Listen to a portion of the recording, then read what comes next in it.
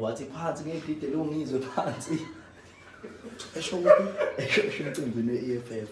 enani ukhona umuntu oyongifonela namhlanje yebo cha uthi lapha yena uthi wangibiza kamnandi yena wathi ngumtsitsi ubiza ngesiswati thiwe Swazini yikazi weqiniso nje abahlaba banga thiwe Swazini lethela ukudla bethi senitholile litsitsi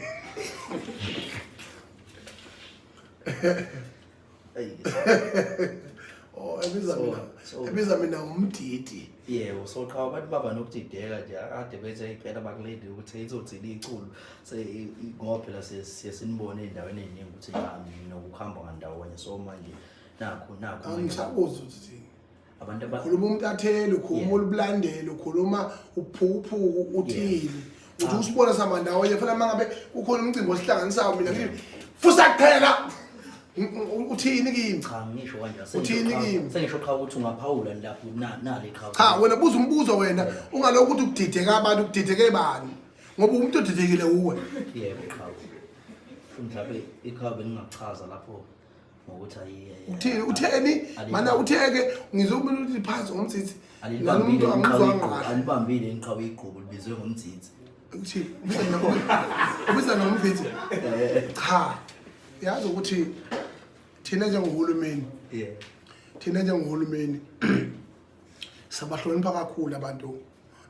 abaphila nokukhubazeka noma ngabe kukhona iphutha alenzayo awumthatheli lo inyathelo zomthetho noma iqhubu nabantu abanye uyabasa kuma rehab abanye belungiswe abanye inkinga zotshwala bewe beze bepostwe o Snoopy Dog bedakwe kwaza kweqa lokho asukuthathi we don't take that thing to heart and then also nabantu nje abaphila nokukhubazeka ngoba lawa amehlo kaMthandeni akuwona amehlo normal for a human being yabona ngangambona ngelinye ilanga laphana iwindi lenganyuka ethi nyusa ngenkani lesi sikephe sakhe ngathi milawo wale mothe intsha nje sangena intula ngabona mina intula seyithe bhuqe emehlweni leyo nto leyo yangikhombisa ukuthi uNkulunkulu wami it's just a young person ozama impilo shame uyazama